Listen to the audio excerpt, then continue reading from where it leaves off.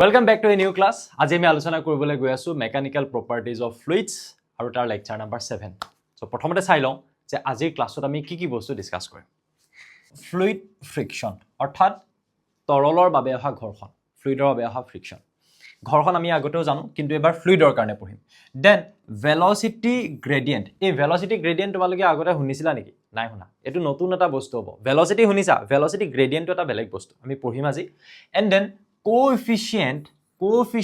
of viscosity. এই viscosity টো তোমালোকৰ কাৰণে এটা নতুন বস্তু। আৰু মই যদি তোমালোকক কওঁ এই ফ্লুইড ফ্ৰিকশনটো যে দেখিছা হেতুৱে viscosity বেলেগ একো নহয়। তো আলটিমেটলি দেখিছা যে আজি গোটেই ক্লাছটোৰ যিবিলাক টপিক দেখিছা হেতু ইন্টাৰ ৰিলেটেড হৈ আছে এটোৰ লগত হেতু। মানে একদম আমি যদি ক'বলৈ যাওঁ আজিৰ ক্লাছটোৰ মেইন ডিসকাশনৰ আমাৰ টপিক হৈছে viscosity। তাৰ মানে ফ্লুইড ফ্ৰিকশন। সেই viscosityৰ ক্ষেত্ৰত আমি এটা ধ্ৰুৱক বা কনস্ট্যান্ট উলিয়াম। এটা কোএফিচিয়েন্ট যাক কোৱা হয় কোএফিচিয়েন্ট অফ ভিসকসিটি। সেই ভিসকসিটিৰ ক্ষেত্ৰতে আমি ভেলোসিটি গ্ৰেডিয়েন্ট বুলি এটা বস্তু পঢ়িম। সেই ভিসকসিটিৰ ওপৰতে আমি এক্সাম্পল 9.8 কৰিম যাতে আমি পঢ়া এই গোটেই টপিক গিটা তোমালোকে এটা এক্সাম্পলত তোমালোকে কি কৰিব পাৰা বা এপ্লিকেশন বেস এটা কোৱেশ্চনত তোমালোকে কানেক্ট কৰিব পাৰা। Okay, so the first topic যেটো হৈছে ফ্লুইড ফ্ৰিকশন। আৰু এই ফ্লুইড ফ্ৰিকশনটোকে আমি কি বুলি ক'ব পাৰো? ভিসকসিটি বুলিও আমি ক'ব viscosity ফ্লুইডৰ বাবে অহা ফ্ৰিকশন। সো ইয়াতে মই তোমালোকক দুটা এক্সাম্পল দিছো আৰু এক্সাম্পল কিটা যদি তোমালোকে চোৱা ইয়াত দেখিছা যে এজন মানুহে হাতুৰি আছে সিম্পল। আৰু ইয়াত যদি দেখা তোমালোকে দেখিবা যে পানীখিনিৰ ওপৰত কিবা এটা অবজেক্ট এই ডিৰেকশনটোত মুভ কৰি আছে। এতিয়া আমি জানো যে আমি যেতিয়া কম যে সাপোজ এখন ফ্লোৰ, এই ফ্লোৰখনৰ ওপৰত এটা অবজেক্ট আছে, এটা বাকচ আছে, এটা বক্স আছে, এটো হৈছে এটা বক্স। এই বক্সটোৰ ওপৰত যদি আমি এই ফালে এটা ফোৰ্স লগাও তেতিয়া হলে আমি জানিম এটো ধৰিলো এটা ফোৰ্স লগাইছো তেতিয়া হলে এই সাৰফেসখনৰ এলংত এই বক্সটোৰ সাৰফেসখন আৰু এই ফ্লোৰটোৰ সাৰফেসটোৰ এলংত এই ফালে কি আহে স্যাৰ এটা ফ্ৰিকশন এটা ঘৰ্ষণ আহে। আমি জানো এতিয়া যেতিয়া সেই বস্তুটো এটা গোটা বস্তু নহয়, ইয়াত তুমি ফ্লোৰখন এটা গোটা বস্তু বুলি ভাবি ল'ব পাৰা। গোটা বস্তু নহয় যদি এটা ফ্লুইড হয়, ফ্লুইড মানে কেৱল ওয়াটাৰ বুলিয়ে নহয়, মই আগতেও কৈছো ফ্লুইড মানে যি ফ্লো কৰিব পাৰে, জুলীয়া আৰু গেছীয় সব বস্তুকে আমি কি বুলি ভাবিব পাৰো? ফ্লুইড বুলি ভাবিব পাৰো। সৰি মই ইয়াত কি বুলি ক'লো অকল গোটা বস্তু, আৰু আমি অকল জুলীয়া বস্তু বুলি ভাবি থাকিব নালাগে। তৰল মানে ফ্লুইড, আৰু তৰল বুলি ক'লে আমি তাত জুলীয়া আৰু গেছীয় দুইটাই বুজিম, অৰ্থাৎ লিকুইড আৰু গেছ দুইটাই বুজিম। গতিকে ইয়াৰ ক্ষেত্ৰত আমি যদি কওঁ যে এই ফাললে যেতিয়া অবজেক্টটো গৈছে তাত ফ্লুইড খিনিয়ে অপোজিট ডিৰেকশনত এটা ফ্ৰিকশন লগাইছে, তাকে কোৱা হ'ব ফ্লুইড ফ্ৰিকশন, যেনেকৈ ফ্লোৰখনে এটা ফ্ৰিকশন লগাইছে। সো মানুহজনে যেতিয়া আগলৈ যাব বিচাৰিব তেতিয়া অপোজিট ডিৰেকশনত ফ্লুইড খিনিয়ে যেটো এটা ফোৰ্স দিব, ইয়াৰ ক্ষেত্ৰত ফ্লুইড খিনি কি হৈ আছে? ওয়াটাৰ, তাকে আমি কম ফ্লুইড ফ্ৰিকশন। একদম সিম্পল ভাষাত হেতু। আৰু আমি বুজিবলৈ গৈ আছো এতিয়া। সো প্ৰথমতে ক'লে যে it is a measure of a fluid resistance to flow. ফ্লুইডটোৱে যেতিয়া ফ্লো কৰিব বিচাৰিব তেতিয়া তাত যেটো বাধা আহে, যেনেকৈ আমি জানো ঘৰ্ষণ কেতিয়া আহে? যেতিয়া এখন সাৰফেসৰ ওপৰেদি আন এটা বস্তু যেতিয়া গতি কৰিব বিচাৰে তেতিয়া বিপৰীত দিশত এটা বাধাৰ সৃষ্টি হয়। সো ফ্ৰিকশনটো সদায় এটা কি হয়? বাধা হয়। সো সেই বাধাটোক আমি কি বুলি কম? Fluid friction. যদি হি ফ্লুইডৰ ক্ষেত্ৰত আহে যেতিয়া ফ্লুইডখিনিয়ে ফ্লো হ'ব বিচাৰে, ফ্লো হ'ব বিচাৰিলে তাত আহিব। তাৰ পিছত নেক্সট কথা হ'ল this force exist when there is relative motion between layers of the liquid. So এতিয়া তোমালোকে দেখিছা মানুহ এটা হাতুৰি গৈছে, ইয়াত তোমালোকে দেখিছা বক্স এটা এফালে ফ্লো হৈছে। সো মই যদি কেতিয়াবা কওঁ এনেকুৱা ধৰণেৰে যে এখিনি ফ্লুইড আছে, সাপোজ এখিনি ফ্লুইড হয়, সেই ফ্লুইড খিনিয়ে ফ্লো কৰি আছে এইফাললে, তাত কোনো ধৰণৰ বস্তু বেলেগ মুভ কৰি থকা নাই তাৰ ওপৰেদি, তেতিয়াহলে তাৰ ক্ষেত্ৰত ফ্লুইডৰ ফ্ৰিকশন আহিব নে নাহে? ইয়াততো একো বস্তুৱে সাপোজ না মানুহে হাতুৰি আছে, না নাও এখন গৈ আছে, না বস্তু এটাই গতি কৰি আছে, একো কৰা নাই, তেতিয়া ফ্লুইড ফ্ৰিকশন আহিবনে? Answer is yes. স্যাৰ কেনেকৈ আহিব? এই ফ্লুইডৰ যেটো তোমালোকে দেখিছা মানে একদম বটম লেয়াৰ পৰা টপ লেয়াৰলৈকে এই গোটেই লেয়াৰটোক আমি কিছুমান এনেকুৱা ঢেৰ লেয়াৰত আমি ইমাজিন কৰি ল'ব পাৰো ফ্লুইডখিনি। তেতিয়া আমি কম যে ইয়াত ইটো আৰু হিটো লেয়াৰৰ মাজতে এটা কি আহিব? ফ্ৰিকশন আহিব, এটা ঘৰ্ষণ আহিব, আৰু তাক আমি ফ্লুইড ফ্ৰিকশন বুলি কম। সো ইয়াত এইটো বস্তু আমাৰ কোৱা হৈছে যে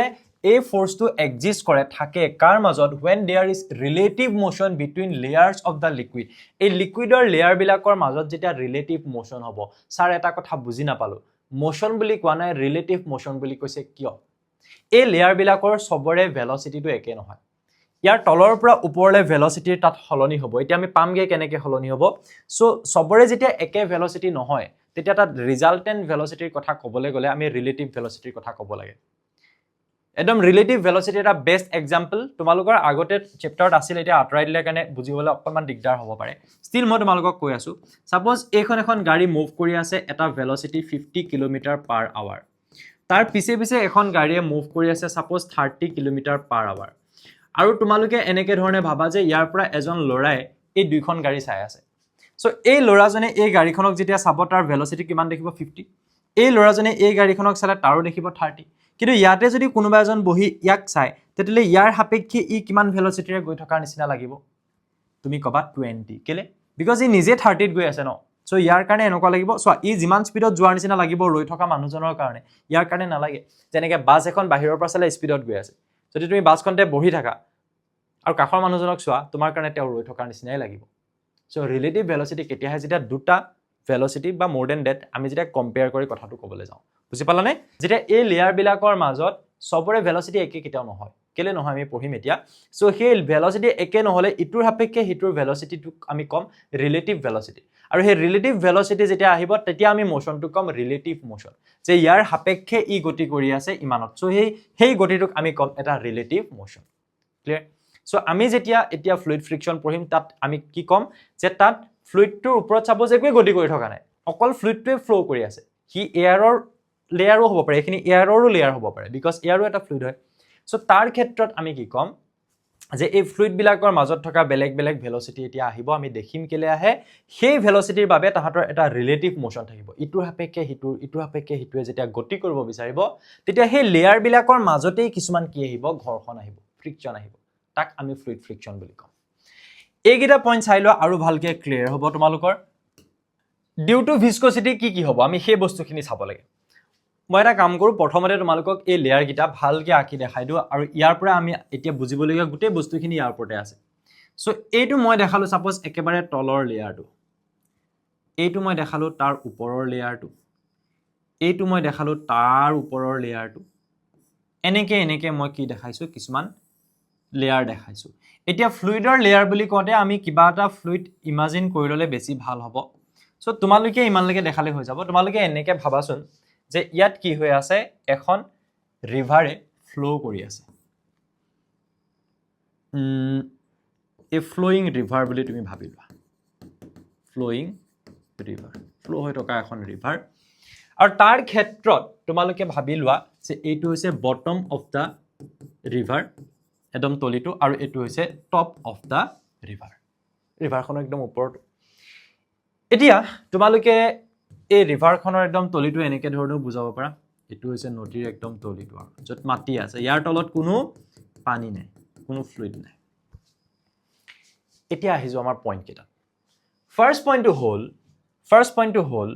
the velocities of layers of the liquid increase uniformly from bottom to top তাৰ মানে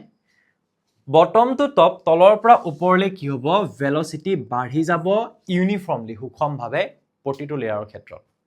তাৰ মানে মই তোমালোকক ফৰ এক্সাম্পল যদি ক'বলৈ যাওঁ তেতিয়ালে বেছি ভালকে তোমালোকে বুজি পাবা মই যেনিবা ক'লো যে তলৰ লেয়াৰটোৰ ভেলচিটি হৈছে 5 মিটাৰ পাৰ সেকেন্ড ওপৰৰ লেয়াৰটোৰ হৈছে 10 মিটাৰ পাৰ সেকেন্ড তাৰ পিছৰ লেয়াৰটোৰ হৈছে 15 metre per second then 20 metre per second then 25 metre per second কি দেখিলা স্যাৰ ভেলচিটি বাঢ়ি গৈছে আৰু কেনেকৈ বাঢ়িছে 5 তাৰ মানে ইউনিফৰ্মলি আৰু এনেকুৱা ধৰণৰ হ'ব ইন কেস অফ ভিস্কোচিটি স্যাৰ কিয় হ'ব তুমি একদম সিম্পল কে এনেকৈ ভাবা তুমি যদি পিঠিটোত তাৰ মানে বেগ এটা ললা আৰু বেগটো লৈ তুমি খোজ কাঢ়িছা আৰু সেই বেগটোৰ ওজনটো হৈছে 2 কিলোগ্ৰাম 2 কেজি তাৰপিছত তুমি 4 কেজি ললা তাৰপিছত তুমি 8 কেজি ললা তাৰপিছত তুমি 20 কেজি ললা কি হ'ব যিমানে স্যাৰ ওয়েটটো বাঢ়ি যাব মোক খোজ কাঢ়োতে মই বেছি জোৰ দিব লাগিব বাধাটো বেছি অহাৰ নিচিনা লাগিব যেতিয়া তোমাৰ পিঠিৰ ওপৰত বোজাটো বেছি হ'ব ঠিক তেনেধৰণে তুমি ভাবি লোৱা ইয়াত মই এটা লেয়াৰৰ কথা যেতিয়া ভাবিম সাপোজ মই তোমালোকক এই বটম লেয়াৰটোৰ কথা ক'লো এই লেয়াৰটোলে তোমালোকে মন কৰা এই লেয়াৰটোৰ ওপৰত যদি তোমালোকে চোৱা তেতিয়াহ'লে বাকি গোটেই লেয়াৰ হোপা তাৰ পিঠিত উঠি থকাৰ নিচিনা হৈ আছে সো সবৰে ওয়েটটো হি লৈ যাবলগীয়া হৈ আছে সেইকাৰণে তাৰ ভেলচিটিটো কম হ'ব হি বেছি বেগত যাব নোৱাৰিব হি বেছি বেগাই যাব নোৱাৰিব তাৰ ওপৰটোত যদি তুমি চোৱা এটলিষ্ট এটা লেয়াৰৰ ৱেইটটো ইয়াৰ ওপৰত কিমানটা লেয়াৰ আছে 1 2 3 4 আৰু ইয়াৰ ওপৰত কিমানটা আছে তোমালোকক মই মাৰ্ক কৰি দেখাও নেকি চোৱাচোন মাৰ্ক কৰি দেখাই দিওঁ চোৱা 1 2 3 4 5 টোটেল মই 5টা দেখাইছো সাপোজ হা ধেই থাকিব ইয়াত এক নম্বৰটোৰ ওপৰত 2 3 4 5 আছে দুই নম্বৰটোৰ ওপৰত অকল 3 4 5 আছে তিন নম্বৰটোৰ ওপৰত অকল 4 5 আছে 4টোৰ ওপৰত অকল 5 আছে সো যিমানে ওপৰলৈ গৈ থাকিবা তাৰ ওপৰত থকা লেয়াৰৰ নাম্বাৰ কমি যাব এটো তুমি ইভেন ইয়াৰ ক্ষেত্ৰটো পঢ়িব পৰা যে যেতিয়া আমি স্যাৰ আৰ্থৰ কথা কওঁ এটো হৈছে আমাৰ আৰ্থ সাৰফেস আৰু তাৰ ওপৰত যেতিয়া এয়াৰৰ যেতিয়া লেয়াৰ বিলাক থাকে আমি কওঁ যে একদম তললে কি হয় তাৰ যেটো মানে এটমস্ফেৰিক যেটো প্ৰেসাৰ সেই প্ৰেসাৰটো লাহে লাহে কি হৈ যায় ইনক্ৰিজেস বাঢ়ি যায় কেলে বাঢ়ি যায় বিকজ তুমি একদম সিম্পল ভাবা হাতৰ তলুৱা হাতখন এনেকে লোৱা কিতাপ এখন দিয়া আৰু দিয়া আৰু দিয়া আৰু দিয়া আৰু দিয়া সো ইয়াৰ ওপৰত যিমানে কিতাপ জাপি জাপি গৈ থাকিবা তললে হেঁচাটো বাঢ়ি যাব সো পৃথিৱীৰ একদম উপৰি ভাগত মানে লগতে লাগি থকা যেটো লেয়াৰ তাৰ ওপৰত গোটেই লেয়াৰ ওপৰ হেঁচাটো আছে সো ইয়াৰ ওপৰত সবতকে বেছি ওয়েট আছে সেই কাৰণে আমি কম যে এই লেয়াৰটোৰ ঘনত্বটো সবতকে বেছি হ'ব সেই লেয়াৰটোৰ ওপৰত প্ৰেসাৰটো সবতকে বেছি হ'ব ঠিক তেনে ধৰণে ইয়াত প্ৰতিটো লেয়াৰৰ ক্ষেত্ৰত যদি চোৱা একদম তলৰ লেয়াৰটোৰ ওপৰত বাকি গোটেই লেয়াৰ হোপা উঠি থকাৰ দৰে হৈ আছে গতিকে তাহাতৰ কি হ'ব একেবাৰে ইয়াৰ বেগটো কম হ'ব তাতকে তাৰটো কম তাতকে তাৰটো ইয়াৰ বেগটো আটাইতকে কম হ'ব তাতকে তাৰটো বেছি বেছি বেছি বেছি কিয়নো ওপৰলৈ যিমানে গৈ থাকিব তাৰ ওপৰত বুজাটো কমি যাব সিম্পল ভাষাত হেতু সেকেন্ড পইণ্টলৈ আহি যোৱা এখিনি আমি মুহাৰিব পাৰো সেকেন্ড পইণ্টলৈ আহি যোৱা for any layer of liquid its upper layer pulls it forward while lower layer pulls it backward কি বুজি পালা pulls মানে কি যে for any layer of liquid এটা any layer of liquid মানে তুমি যিকোনো এটা লেয়াৰ কনসিডাৰ কৰিবা নহলে বুজিবলে ভাল হ'ব তুমি যিকোনো এটা লেয়াৰ সাপোজ তুমি এই নাম্বাৰ 3 থাৰ্ড লেয়াৰটো তোমালকে কনসিডাৰ কৰিলা ঠিক আছে এই লেয়াৰটো তোমালকে কনসিডাৰ কৰিলা ওকে সো অকমান মই ভালকে দেখাই দিও নেকি কোনটো লেয়াৰ কথা কৈছো এই লেয়াৰটো একদম পুৰা আমি কালাৰ কৰি দিয়া এই লেয়াৰটো চোৱা যেটো হৈছে আমাৰ কাৰণে কি থাৰ্ড লেয়াৰ সো যিকোনো এটা লেয়াৰৰ ক্ষেত্ৰত তাত কি হ'ব জানা তাত এনেকুৱা হ'ব its upper layer pulls it forward ইয়াৰ ওপৰৰ যেটো লেয়াৰ হিতাক আগলে টানিব আৰু তাৰ তলৰ যেটো লেয়াৰ হা while lower layer তাৰমানে তলৰ লেয়াৰ pulls it backward তাক পিছৰ ফাললে টানিব এই কথাটো বুজিবলে মই তোমালোকক এটা এক্সাম্পল দিম একদম ইজিলি বুজি পাই যাবা বিন্দাস বুজি পাই যাবা চোৱা সাপোজ এয়া হৈছে তুমি ঠিক আছে আৰু এয়া হৈছে তোমাৰ লগৰ এজন আৰু গুটেকিজনে মিলিজুলি গুটেকিজন বন্ধু মিলিজুলি হাতত ধৰা ধৰিকে গৈ আছে তোমালোকে কোলে পূজা চাবলে গৈ আছে বেলে কিবা চাবলে গৈ আছে মেলা চাবলে গৈ আছে জোট গৈ আছে হাৰি পাতি গৈ আছে তিনজন গৈ আছে ইয়াতে মই এটা কথা তোমালোকক কলো যে তুমি মাজত ফসি গলা সাপোজ মই মাজত ট্ৰেপ হৈ গলো এফালে মোৰ হাতখন এজনে ধৰি আছে এফালে এজনে ধৰি আছে আৰু কথাটো এনেকুৱা হৈছে যে এও বেছি বেগাই গৈছে এওৰ ভেলোসিটিটো সাপোজ মই ইয়াত কলো যেনিবা যে 20 মিটাৰ পাৰ সেকেন্ড আৰু এওৰ ভেলোসিটিটো সাপোজ 10 মিটাৰ পাৰ সেকেন্ড মানে এও আগলৈ যাব বিচাৰিছে এও আগলৈ গৈছে বাট কিমান 10 মিটাৰ পাৰ সেকেন্ড সো মই হাতত ধৰি গৈ আছো মোৰ আগৰজন বেগাই গৈছে আৰু পিছৰজন অকমান লাহে লাহে আহিছে সো মোৰ কেনেকুৱাটা ফিল হ'ব তুমি ভাবাচোন ই যেন মোক টানি নিছে আৰু ই লাহে লাহে গৈ আছে ন ই যাব পৰা নাই সো মই আকৌ তাক টানিব লগিয়া হৈছে এনেকুৱা ফিল আহিব যে নিজে মোক পিছলে টানিছে মই যাৰ হাতত ধৰি গৈ আছো এই পিছৰজন যদি লাহে লাহে আহিছে আৰু এজন যদি বেগাই গৈছে এনেকুৱা লাগিব যেন এও মোক আগলৈ টানিছে আৰু এও মোক পিছলে টানিছে লাগিবনে লাগিব স্যাৰ একদম লাগিব সো ঠিক তেনেকুৱা ধৰণেৰে তুমি যদি ইয়াত চোৱা এই লেয়াৰটোৰ ওপৰলে যিকোনো এটা লেয়াৰ যদি কনসিডাৰ কৰি লোৱা তাৰ ওপৰৰ লেয়াৰটো বেগটো বেছি হয় আৰু তলৰটো কম হয় এই তলৰ লেয়াৰটোক তুমি পিছফালৰ লৰাজন বুলি ভাবা ওপৰৰ লেয়াৰটোক তুমি আগফালৰ লৰাজন বুলি ভাবা সো কাহিনীটো কি হ'ব যে এই মানুহজনে বা এই মানুহ নহয় বাৰু ইয়াৰ ক্ষেত্ৰত কি আছে লেয়াৰ আছে এই ফ্লুইডৰ যেটো লেয়াৰ আছে হি যেন বেছি ভেলোসিটিত গৈছে যেন নহয় যাবই হেটো আমি ফাৰ্স্ট পইণ্টত পঢ়িলো আৰু তলৰটো কম ভেলোসিটিত গৈছে সো ই যেন ইয়াক আগলৈ টানিছে এনেকুৱা লাগিব আৰু তলৰ লেয়াৰটো যেন ইয়াক পিছলৈ টানিছে এনেকুৱা লাগিব সিম্পল সো আপাৰ লেয়াৰটোৱে পুলছ ইট ফৰৱাৰ্ড আগলৈ টানিব লোৱাৰ লেয়াৰ পুলছ ইট বেকৱাৰ্ড তলৰ লেয়াৰটো এটা পিছফালে এটা ফোৰ্স দিয়াৰ দৰে লাগিব খতম এতিয়া চোৱা আমাৰ থাৰ্ড পইণ্টত কি বুলি ক'লে the resultant force between two layers due to the friction among them is known as laminar এটা what is laminar বুলি ক'লে যেটো resultant force হ'ব এতিয়া এমুক টানি নিছে means কি এটা ফোর্স আছে এমুক পিছলে টানি থকাৰ নিচিনা লাগিছে means কি এটা ফোর্স আছে সো তুমি এনেকে না ভাবা কিয় সাপোজ মই এনে তোমালোকক ক'লো যেনিবা যে এওমুক যেনিবা 7 নিউটন ফোৰ্স এটা দিছে আৰু এওমুক পিছলে টানি থকাৰ নিচিনা লাগি আছে যদিও আগলৈ গৈছে লাহে লাহে যোৱাৰ কাৰণে সো পিছলে দিয়া যেটো ফোৰ্স হেতু সাপোজ 4 নিউটন এতিয়া মই যদি কম মোৰ ওপৰত আলটিমেটলি কিমান ফোৰ্স লাগিছে তো মই আলটিমেটলি কলে যাম আগলৈ যাম কিয় মোৰ ওপৰত 7 নিউটন ফোৰ্স আগলৈ আছে আৰু 4 নিউটন পিছলে আছে সো তুমি এনেকে ভাবিব পাৰা যে ইয়াৰ ক্ষেত্ৰত 7 - 4 নিউটন যদি কৰা তুমি ক'ব পাৰা যে তোমাৰ ওপৰত এটা ৰিজাল্টেন্ট ফোৰ্স হৈ আছে যেটো হৈছে 3 নিউটন F ৰিজাল্টেন্ট মানে ঠিক তেনে ধৰণে এই লেয়াৰটোক আগলৈ টানিছে এই লেয়াৰটোক পিছলৈ টানিছে আলটিমেটলি তাৰ ওপৰত এটা ৰিজাল্টেন্ট ফোৰ্স আহিব নহয় স্যাৰ আহিব সেই ৰিজাল্টেন্ট ফোৰ্সটো কি বুলি কোৱা হয় লেমিনাৰ খতম ইয়াতে কাহিনী খতম আহি যোৱা লাষ্ট পইণ্টত কোৱা হৈছে the velocity is maximum for the top layer and minimum মানে 0 for the bottom layer approximately 0 প্ৰায় ৰৈ থকাৰ দৰে হ'ব বটম লেয়াৰটোত আৰু তাৰ ওপৰৰ লেয়াৰলে ভেলোচিটি লাহে লাহে বাঢ়ি গৈ কিয়নো বাঢ়ি যাব বুলি কৈছো কেলে বাঢ়িব মই ক'লো ওয়েটটো কমি গৈ থাকিব বুজাটো কমি গৈ থাকিব সো হেখত গৈ ওপৰৰ লেয়াৰটোৰ ভেলোচিটি আটাইতকৈ বেছি হ'ব হেতুৱে কৈছে যে টপ লেয়াৰটোৰ ভেলোচিটি ম্যাক্সিমাম হ'ব আৰু বটম লেয়াৰটোৰ ভেলোচিটি কিছু ক্ষেত্ৰত 0 হৈ যাব এপ্ৰক্সিমেটলি 0 হৈ যাব হল এইখিনি আমি কিহৰ ওপৰত পঢ়িলো যে ভিস্কোসিটিৰ কথা যেতিয়া আমি পঢ়িম ডিউ টু ভিস্কোসিটি কি হ'ব ইয়াত এই পানীখিনি যে ফ্লো হৈছে বুলি কৈছো তাত কি কাহিনী আহি থাকিব প্ৰথমটো কি গম পালা যে তলৰ পৰা ওপৰলে লেয়াৰ বিলাকত ভেলোচিটি বাঢ়ি যাব ইউনিফৰ্মলি সেকেন্ডটো কি গম পালা যে ইয়াৰ ক্ষেত্ৰত ওপৰৰ লেয়াৰটোৱে সদায় আগলে আৰু পিছৰ লেয়াৰটোৱে সদায় পিছলে টনাৰ দৰে লাগিব থাৰ্ডলি যে আমি কলো যে ওপৰৰ লেয়াৰটোৱে আগলে পিছৰ লেয়াৰটোৱে পিছলে তলৰ লেয়াৰটোৱে পিছলে তাৰমানে আলটিমেটলি আগলে আৰু পিছলে দুটাই ফোৰ্স আছে কিন্তু ই বেছি ফোৰ্স দি টানিব ই বেছি ভেলোচিটিত গৈছে যেহেতু গতিকে আমি কম যে এহেতৰ ওপৰত এটা ৰিজাল্টেন্ট ফোৰ্স আহিব তাক আমি কি বুলি কম লেমিনাৰ তাৰ পিছত আমি লাষ্টলি আৰু এটা বস্তু গম পালো যে এটুটো সিম্পল আমাৰ ফাৰ্স্ট পইণ্টটোৱে আমাৰ একচুয়ালি লাষ্ট পইণ্টটো বুজাই আছে যে ওপৰত ভেলোচিটি সবচে ম্যাক্সিমাম হ'ব আৰু তলত সবচে কম হ'ব আৰু কেতিয়াবা হি এপ্ৰক্সিমেটলি প্ৰায় হি কাৰ সমান হ'ব 0 প্ৰায় 0 সমান হ'ব কেতিয়াবা বুলি নহয় একদম বটম লেয়াৰটোৰ ভেলোচিটি প্ৰায় কি হ'ব 0 ডান আগত যাম সোৱা নেক্সট আহি গল ভেলোচিটি গ্ৰেডিয়েন্ট এটা ভেলোচিটি গ্ৰেডিয়েন্ট বস্তুটো কি বস্তু হয় সোৱা The increase in velocity per unit height in a liquid is called the velocity gradient. Suppose তোমালোকে যে দেখাইছিলা যে এইখন হৈছে আমাৰ ৰিভাৰখনৰ এক্সাম্পলটো লৈ ল নেকি একেটা এক্সাম্পল ললে বুজিবলে ভাল হ'ব এই ৰিভাৰখনৰ ক্ষেত্ৰত যে তোমালোকে কৈছিলা যে এই তলৰ লেয়াৰটোৰ পৰা ওপৰৰ লেয়াৰটোলৈকে লাহে লাহে ভেলোচিটি বাঢ়ি গৈ থাকিব এতিয়া হে বাঢ়ি যোৱা ভেলোচিটিটো পাৰ ইউনিট লেংথত কিমান হয় একচুয়ালি আমাক যেটো কথা কোৱা যায় এটো কি বুলি কৈছে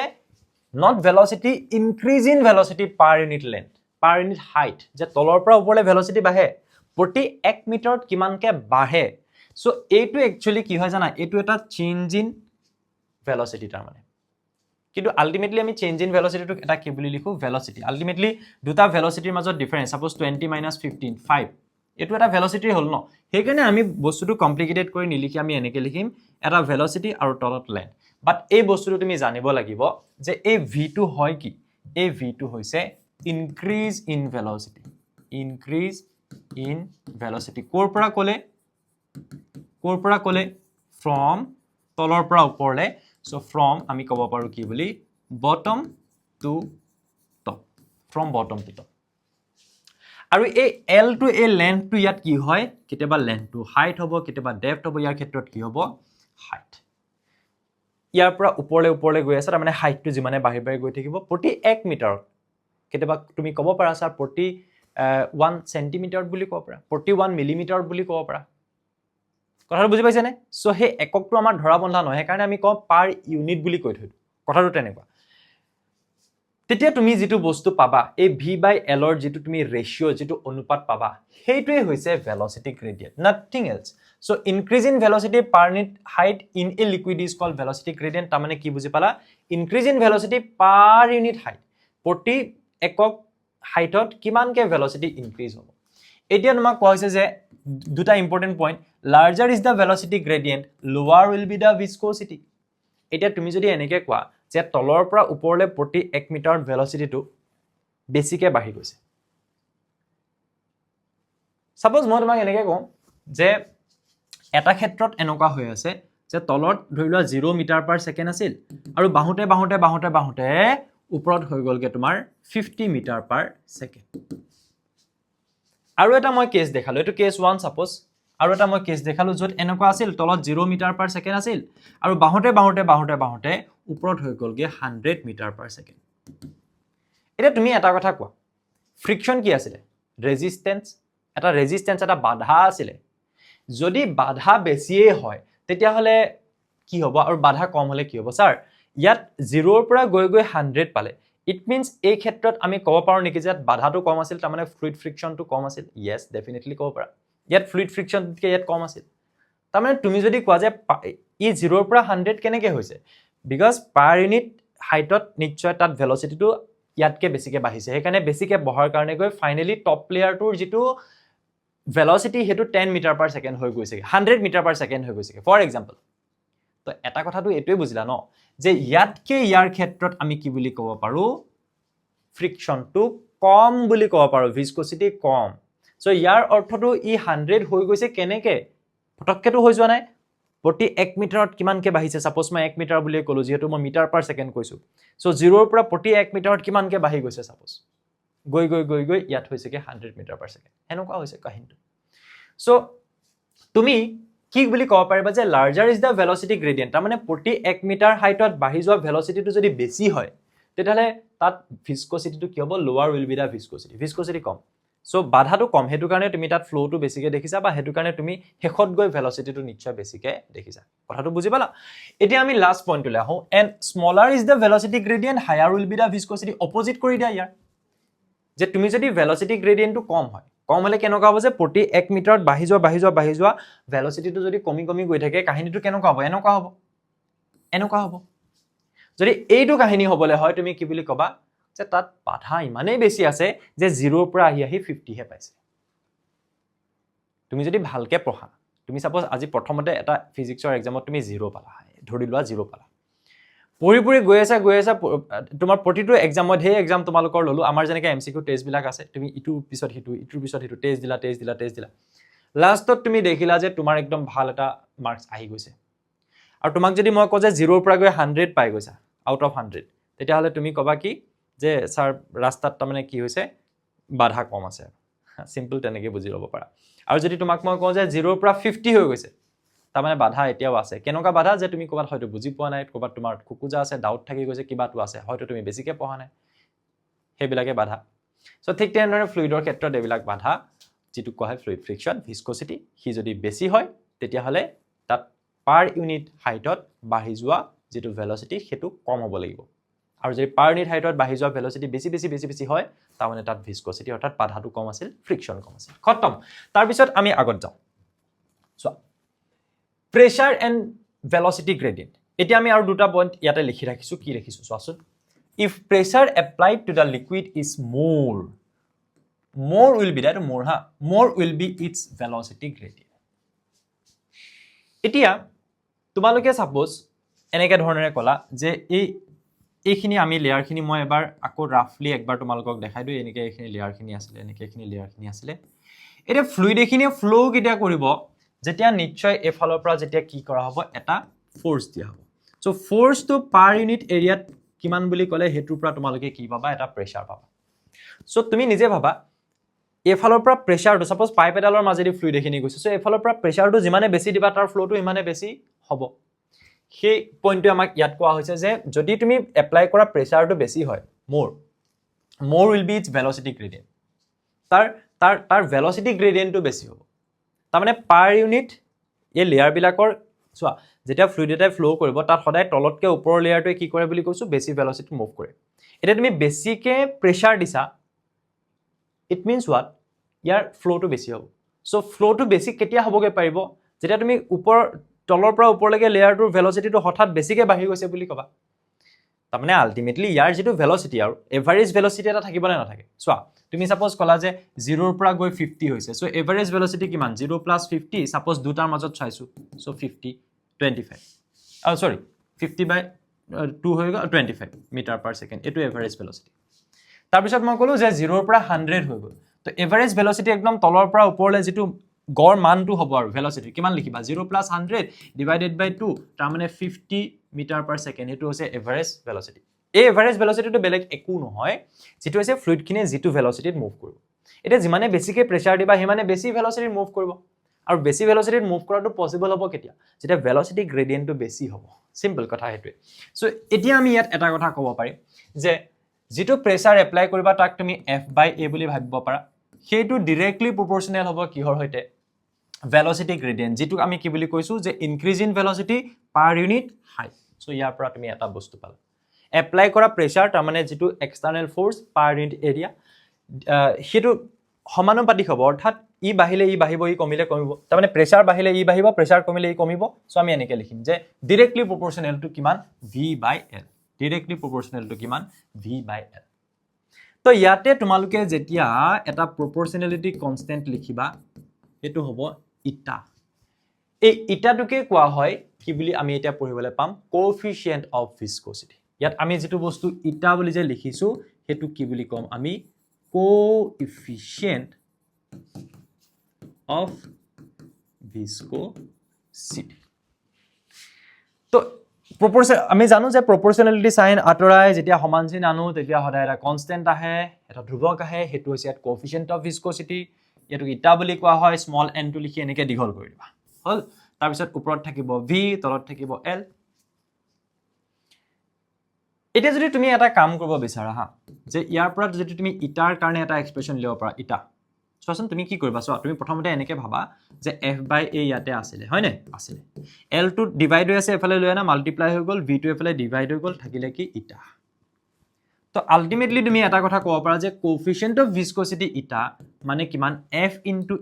L divided by A * V so coefficient of ভিস্কোসিটিৰ কাৰণে তুমি আলটিমেটলি কি পাই গলা এটা ফৰ্মুলা পাই গলা পালানে এটা তুমি ইয়াৰ ইউনিটটো ইভেন উলিয়াব পাৰা কেনেকৈ উলিয়াব পাৰা বিকজ ফোৰ্সৰ কাৰণে কি হয় মই ইয়াত লিখি যাও kilogram metre per second square কোৰ পৰা আহিলে স্যাৰ F = m m ৰ কাৰণে কিলোগ্ৰাম এক্সিলাৰেশনৰ কাৰণে metre per second square so kilogram metre per second square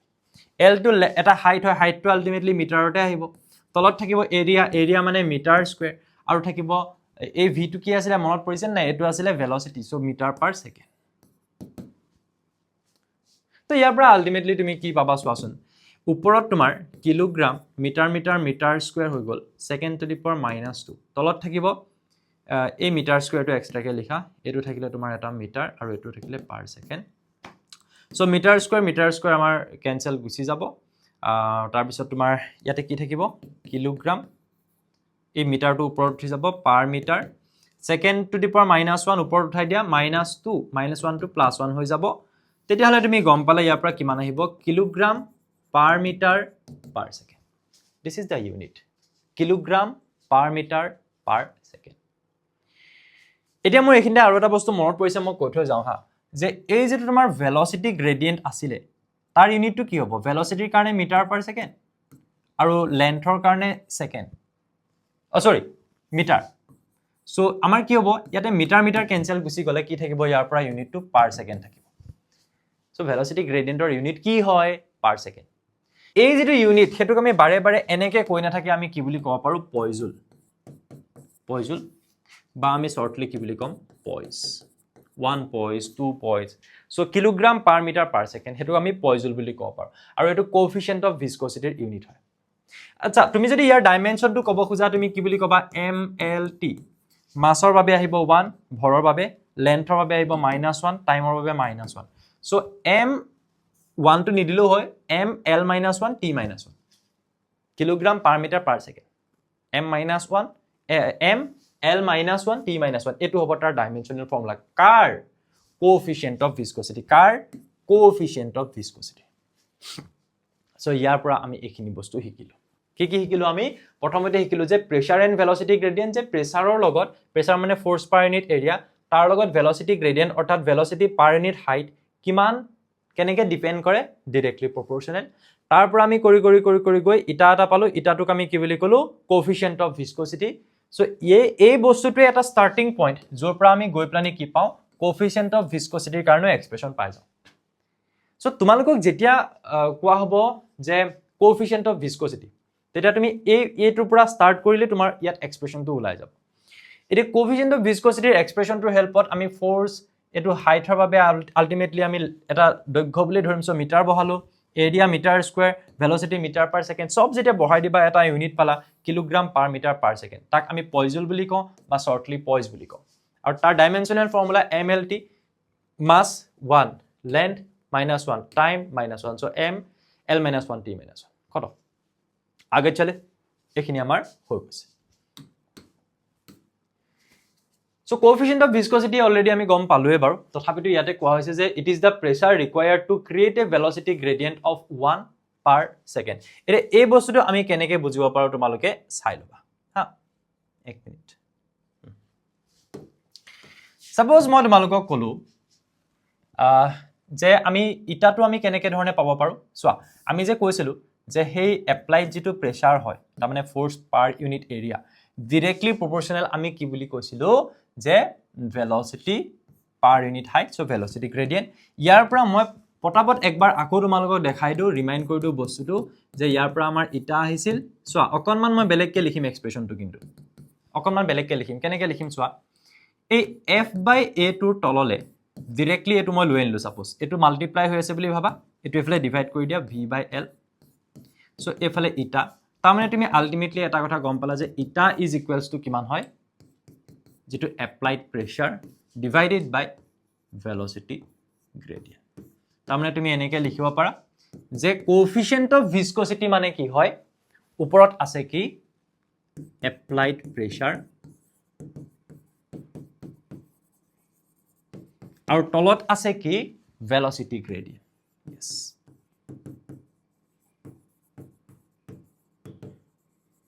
বস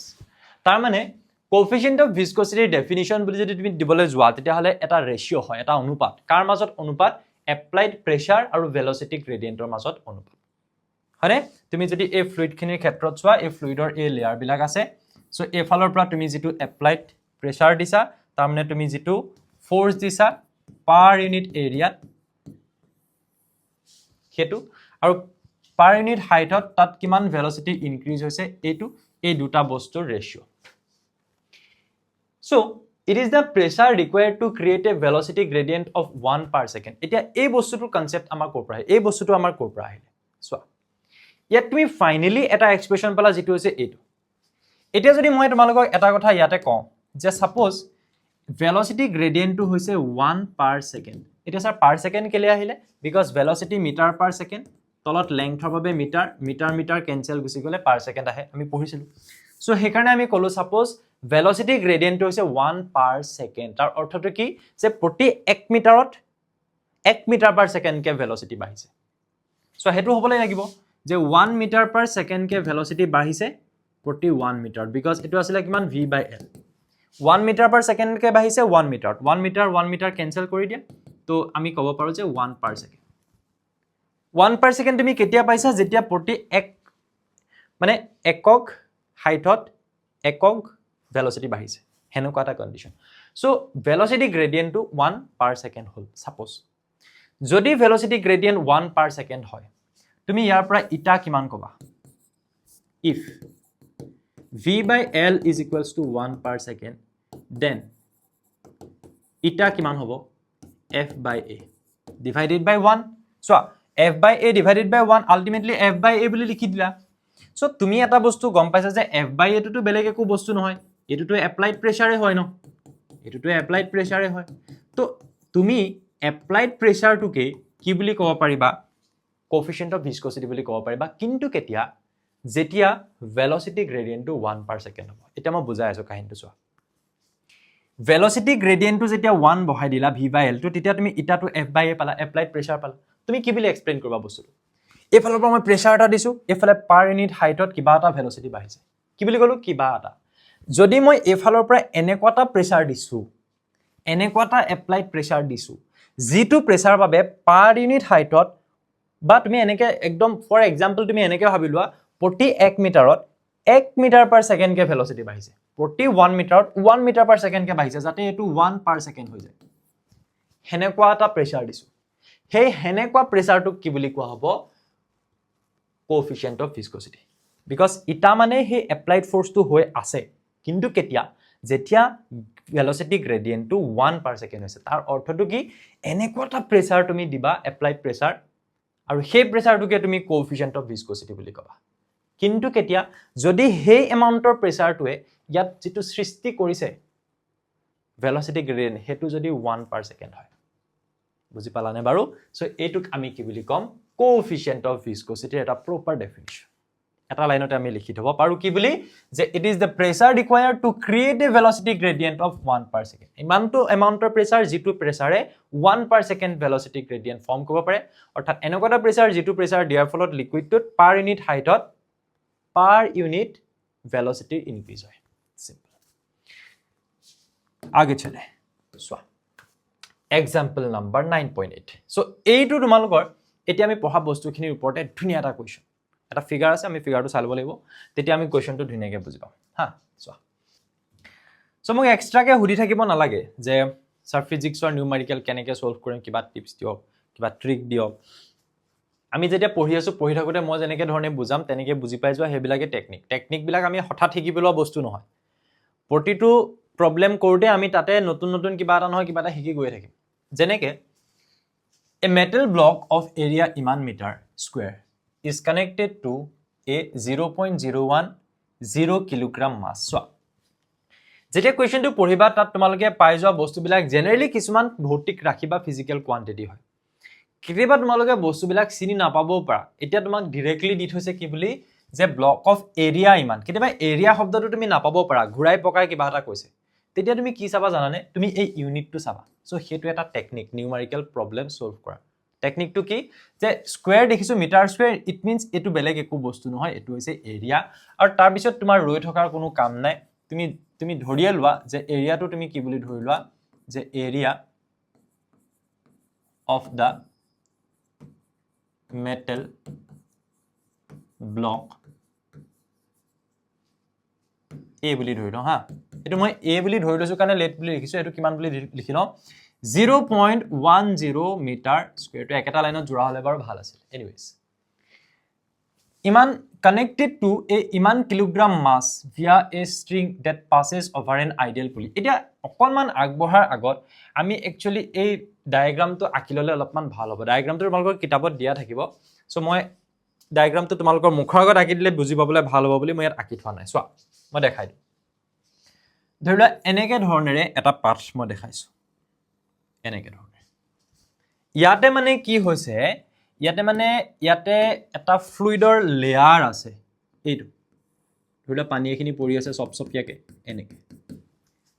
আৰু মেটেল ব্লক বুলি যে কোৱা হৈছে হেতু বেলেগ একো নহয় ইয়াৰ ওপৰতে এইটো এটা হৈছে মেটেল ব্লক এইটো হৈছে তাৰ ওপৰত থকা এই মেটেল ব্লক এইটো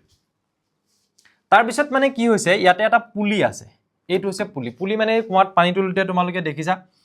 কুৱা কাৰবাগত নাথাকিলো এটলিষ্ট পুলিৰ কনসেপ্টটো তোমালোকৰ নিশ্চয় আছে সাগে এইটো চকা এটাৰ নিচিনা ওকে সো এতিয়া কি হ'ব ইয়াতে এনেকা ধৰণে কানেক্ট কৰিছো এডাল ওয়্যাৰ দি ইয়াত পাক খাই প্লানি ইয়াত এনেকে ধৰণে আছে আৰু ফাইনালি এট দিস পইণ্ট তাত কি আছে এটা ভৰ আছে এটা মাস আছে আৰু হেতু হৈছে 0.0 এইটো দি থোৱা আছে 010 কিলোগ্ৰাম কাহিনীটো ইমানেই এতিয়া আমি ইয়াৰ পৰা বুজিব লাগে যে ইয়াতে যেটো মেটেল ব্লক আছে সেই মেটেল ব্লকটোৰ এৰিয়া তাৰ মানে তুমি এনেকৈ বা ফ্লুইড খিনিৰ ওপৰত যেতিয়া থাকিব তাৰ এই এৰিয়াটো এইটো সাপোজ মেটেল ব্লকটো তুমি এনেকৈ দেখিছা কিন্তু একচুয়ালি তাৰ এৰিয়াটো কোনটো হ'ব এইটো তুমি কেনেকৈ দেখিছা এনেকৈ কিন্তু একচুয়ালি এৰিয়াটো কোনটো হ'ব এইটো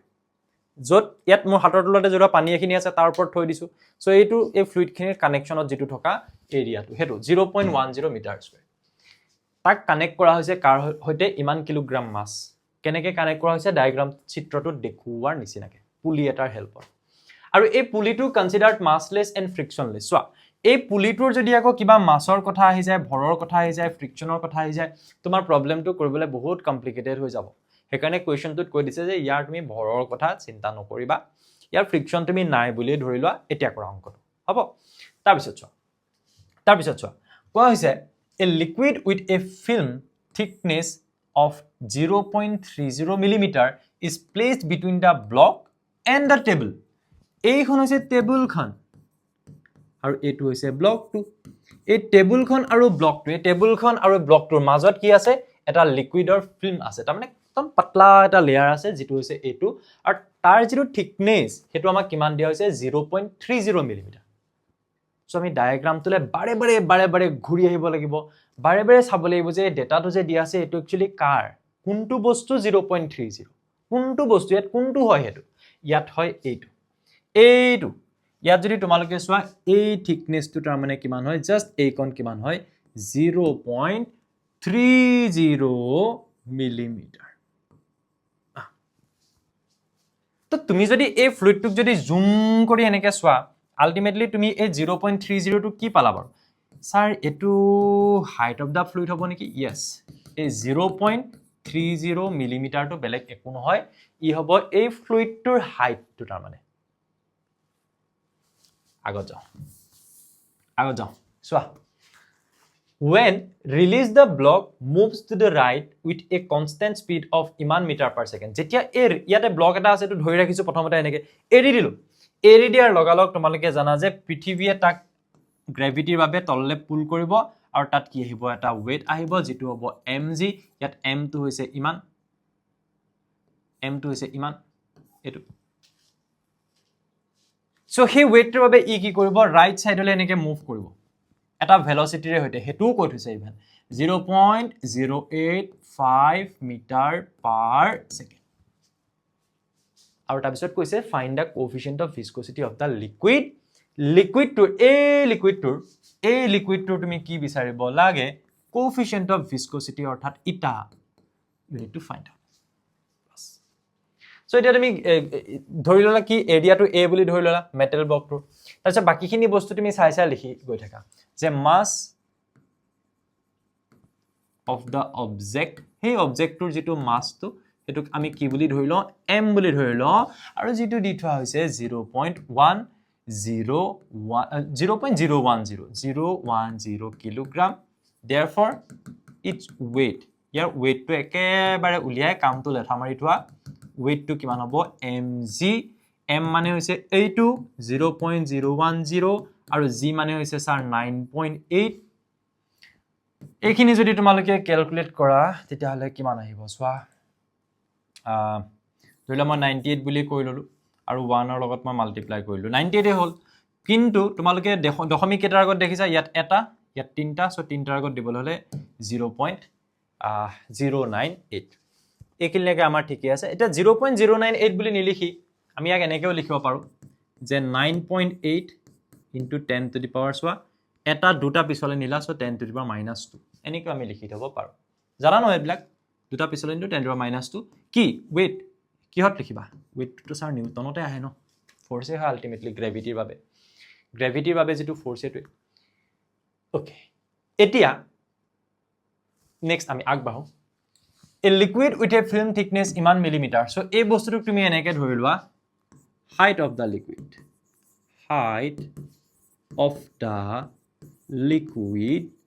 তাক তুমি কি বুলি ধৰিবা l v by l হেতুলে আমি গৈ আছো l টো কিমান হয় স্যাৰ 0.30 মিলিমিটাৰ হয় সো তুমি যেনেকে ভাবিছা যে কোৱেশ্চনটো দিঘল আৰু তুমি যেনেকে ভাবিছা যে অকমান দিগদাৰ হ'ব নেকি বুজিবলৈ পাৰিম নে নোৱাৰিম মই সো এটা টেনচন লৈ প্লানি তোমালোকে ধৰি লোৱা এই বস্তুটো বুজি আছে টেনচনটো কি যে দিঘলীয়া হয় আৰু বা কি ওলাই আৰু বা কিমান ক্যালকুলেশন হয় কিমান বা টাফ ক্যালকুলেশন আহে সো মই যেতিয়া তোমালোকক এটা প্ৰবলেম কৰাম তোমালোকে নিশ্চিন্ত থাকিবা তোমাৰ হেই টেনচনটো মই লৈ প্লানিহে তোমালোকক কোৱেশ্চনটো কৰাম মই কেতিয়াও এনেকুৱাকে তোমালোকক কোৱেশ্চন এটা নকৰা যে এইটো মই পাৰিছো যেতিয়া ষ্টুডেন্টে পাৰিবই লাগিব ইজি হয় মই মুঠপত কোৰ পৰা কেনেকে আছে স্টেপস বিলাক দেখাই হেক কৰি দিম মই কেতিয়াও এনেকে তোমালোকক আজিলৈকে কৰোৱা নাই কেতিয়াও নকৰা সেই টেনচনটো তোমালোকৰ হয় মই লৈ লৈছো ঠিক আছে আৰু ময়ো ভাবি আছো যে এওঁলোকে যদি ভাবে যে আৰু দীঘল হ'ব নেকি এটো স্টেপত আকৌচোন নতুন কিবা এটা আহি গল সো তাৰ মাজত যাতে মই কানেকচন এটা বনাই ৰাখিব পাৰো গুটে কোৱেশ্চনটোৰ মাজত ডায়াগ্ৰামটোৰ মাজত গিভেন ডেটা বিলাকৰ মাজত আমি ইউজ কৰিবলৈ যোৱা ফৰ্মুলাটোৰ মাজত এই কানেকচন বিলাক যাতে মই বনাই ৰাখিব পাৰিম তাৰ কাৰণে মই চেষ্টা কৰিম আৰু সেই কানেকচন বিলাক যদি মই বনাই দিম তেতিয়া তোমালোকৰ কাৰণে কেতিয়াও টান নালাগে সো তুমি নাভাবিবা যে টেনচন অকল তোমাৰ হৈ আছে মোৰ টেনচন হৈছে কি বুলি যে তোমালোকৰ আকৌ টেনচন হৈছে নেকি বুজি নাই পোৱা বুলি বুজি পাইছা সো টান লাগিব বুলি টেনচন নলবা একদম হেখলৈকে একবাৰ মুহূৰ্তে গুছি যোৱা তাৰ পিছত ইজি লাগি যাব সো এই লিকুইডটোৰ যিটো হাইট আছে ন সেই হাইটটোক মই কি বুলি ধৰি লৈছো L বুলি ধৰি লৈছো 0.30 মিলিমিটাৰ থিকনেস মানে হেতুৱে হ'ব ফিল্মটোৰ তাৰ পিছত কোৱা হৈছে যে when release the block moves to the right with a constant speed ইমান এই ব্লকটোৱে কনস্ট্যান্ট স্পিডেৰে হৈতে এফালে মুভ কৰিব বুলি যে কৈছে সো হে ব্লকটোৰ ভেলোসিটি তাৰ মানে সো আমি এনেকে ধৰণে ধৰি লম velocity of the fluid 1 minute sir ফ্লুইডটোৰ ভেলোসিটি কেলে ধৰিলে ব্লকটোহে মুভ কৰিছে চোৱাচোন যেতিয়া ব্লকটোৱে মুভ কৰিব তাৰ এই সাৰফেসটোতে লাগি থকা এই ফ্লুইডখিনিয়ে মুভ কৰিবনে আৰু এই ফ্লুইডটো একদম পাতলা এটা থিন এটা ফিল্মহে হয় সো সেই কাৰণে আমি কম যে এই ব্লকটোৰ যেটো স্পিড আলটিমেটলি এই ফ্লুইডটোৱে হে স্পিডটোতে কি কৰিব আগলে মুভ কৰিব সো তুমি ফ্লুইডটোৰ স্পিডটো বুলি ধৰি লব পাৰো কথাটো বুজি পালানে সো দিস উইল বি দা এই ফ্লুইডটোৰ একদম টপ লেয়াৰটোৰ আমি স্পিড বুলি ধৰি লব পাৰো সো আমি ultimately velocity of the fluid বুলি ধৰি লব পাৰো যেটো হ'ব 0.085 কিয়নো ইয়াত লেয়াৰ টপ লেয়াৰ বুলি ক'বলৈ ইয়াত লেয়াৰটো নিজে বহুত এটা ক্ষীণ ফিল্ম মানে তুমি যদি এনেকে ভাবা ফু মাৰি দিলে যে সাৰ্ফৰ পানী ভৰাই এনেকে যে বেলুন কিছুমান ওলাই যোৱাৰ নিচিনা লাগে বাবল বিলাক সো তাৰ যিখন ফিল্ম এনেকুৱা পাতলা হয়নে নহয় সো তেনেকুৱাই আৰু তাতকে অকনমান হয়তো থিকনেসটো কিমান তুমি দেখিছা 0.30 মিলিমিটাৰ একদম সৰু সো 0.30 ক আৰু তুমি কিমানটা লেয়াৰত ভাগ কৰিবা ধৰিলা সো সেই কাৰণে এই লেয়াৰটো তুমি এটা ভাবিব পাৰা যে এটো লেয়াৰহে স্পিড হ'ব তুমি আলটিমেটলি এই লিকুইডটোৰ স্পিড বুলি তুমি ধৰিলা ঠিক আছে so velocity of the fluidটোৰ velocity কিমান বুলি কম আমি যেটো velocityত ই মুভ কৰিব হি সুচৰাই লৈ যোৱাৰ নিচিনা হ'ব ফ্লুইডটো সো একেটা velocity 0.085 মিটাৰ পাৰ সেকেন্ড এটা কি উলিয়াব লাগে viscosity of the liquid now if eta is equals to viscosity of the fluidটোৰ যদি viscosity to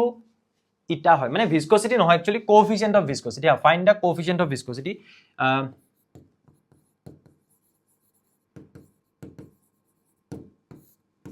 যদি eta to coefficient of viscosity of fluidটোৰ ক্ষেত্ৰত তেটা তুমি কি লিখিবা এখিনি মই মুহাৰো ডেটা মুহাৰত আছে মই লিখি দিম এখিনি মুহাইদু তেটা তুমি কি লিখিবা সোৱা হা তুমি লিখিবা then তুমি জানা যে এটা is equals to কিমান হয় applied pressure তাৰ মানে force applied divided by কি হয় velocity gradient এই দুটা বস্তু হয় এটা তুমি অকমান সিম্পল বনাই পেলোৱা f by a লিখা আৰু তুমি L টো ওপৰলৈ লৈ যোৱা V টো তললৈ লৈ না আৰু চোৱা তুমি এইটো ফৰ্মেটত কেতিয়াও ইটা মনত নাৰাখিবা তুমি হদায় এনেকে মনত ৰাখিবা যে এপ্লাইড প্ৰেসাৰ তেতিয়া F by A টো মনত পৰি যাব আৰু তলত তুমি ভেলোসিটি গ্ৰেডিয়েন্ট তাৰ মানে velocity per unit height so V by L টো মনত পৰি যাব তাৰ পিছত তুমি তাক বনাই থাকা যেনেকে বনোৱা তোমাৰ কথা যেনেকে আমি ইয়ং মডুলাস পঢ়িছিলো stress by strain modulus of elasticity stress by strain তুহে আমি লিখি লৈছিলো তেনেকে ধৰণে সো তুমি pressure applied divided by velocity gradient হে লিখি লবা তাৰ পিছত তুমি নিজে এটো বনোৱা এতিয়া তুমি আহি যোৱা ফোৰ্স টু ক্ষেত্ৰত বেলেগ একো নহয় ইয়াৰ ওপৰত ফোৰ্স টু কোনে লগাইছে এই ওয়েটটো লগাইছে সো ইয়াৰ ওয়েটটো আমি কিমান পাইছিলো 9.8 into 10 to the power minus 2 9.8 into 10 to the power minus 2 L মানে কি ইয়াত আমি লিখি লৈছো সব বস্তু ইয়াত L মানে কিমান হৈছে আমাৰ 0.30 মিলিমিটাৰ আছে so 10 to the power minus 3 কৰিলে হি কল গুছি যাব মিটাৰত গুছি যাব টেনচন নাই তাৰ পিছত আছে এৰিয়া আমাৰ দি থোৱা আছিল নহয় কিমান 0.10 সো 0.10 ওকে এটা নেকে লিখা এতিয়াৰ কাৰণে তাৰ পিছত কি আছে v টো কিমান আছিল এইটো 0.8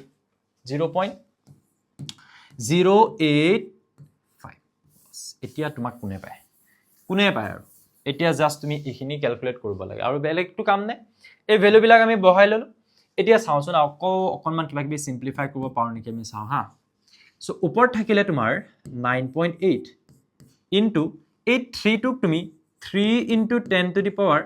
এটা দশমিক পিছলৈ লৈ যোৱাৰ নিচিনা হল সো -1 বুলি লিখিব পাৰা সো 10 to the power -2 আৰু -3 একেলগে তুমি লেখা -5 তলত তুমি 1 into 10 to the power -1 বুলি লিখিব পাৰা নে স্যাৰ পাৰো তাৰ পিছত তুমি এইটো কি বুলি লিখিব পাৰা 8.5 into 10 to the power কিমান বুলি লিখিবা একটা দুটা পিছলৈ নিলা না এটা দুটা সো 10 টু দি পাৱাৰ -2 বুলি লিখিব পাৰা সো তেতিয়ালে তোমালোকে দেখিবা যে ইয়াতে 10 two the power -1 10 two the power -1 cancel 1 টো থকা নথকা অৰ্থই নাই আছে জানো নাই সো কি থাকিলে ওপৰ থাকিলে 9.8 into 3 আৰু তলত কিমান থাকিলে 8.5 আৰু এফালে কিমান থাকিলে 10 টু দি পাৱাৰ -5 -2 ওপৰত গলে +2 হ'ব সো এটো হৈ যাব কিমান আমাৰ -3 এবাৰ আনসাৰটো চেক কৰো নেকি ঠিকে ওলাইছে নে নাই লোৱা হা yes ওপৰত ওলাইছে আমাৰ 9.8 into 3 তলত আমাৰ আহিব 0.085 তাৰমানে এটো আমি এনেকৈ বনাই দিলো ওকে ঠিক আছে সো ফাইনাল আনসাৰটো এখিনি যদি ক্যালকুলেট কৰা তোমাৰ ওলাবগে 3.46 কিমান ওলাবগে 3.46 ক্যালকুলেশনটো কৰিব পাৰিবা সাগে -3 এই ইটাৰ কাৰণে তোমালোকক মই কৈছিলো এটা নতুন তোমালোকে পাইছিলা যেটো আছিল পয়স আৰু পয়স মানে কি আছিল নিউটন সৰি kilogram per metre per second আছিল হয়নে এটো মনত ৰাখিলে তোমালোকৰ ডাইমেনশনাল ফৰ্মুলাটো মনত পৰিব সো দুটা লিখি নিদিবা পয়স লিখি দিলে হৈ যাব this is your final expression এটো উলিয়ালে হৈ যাব সো ইয়াত আমি মাথা মাৰিবলগীয়া একো কামেই নাই এটো এপ্লাই কৰি দিয়া বাকি সব বস্তু দি থোৱা আছে দি থোৱা বস্তুবিলাক কেনেকৈ কি হয় হেতু আমি বুজিবলৈ ডায়াগ্ৰামত যাম আৰু তাৰ পৰা আমি কোৱেশ্চনটো সলভ কৰিব পাৰিম হল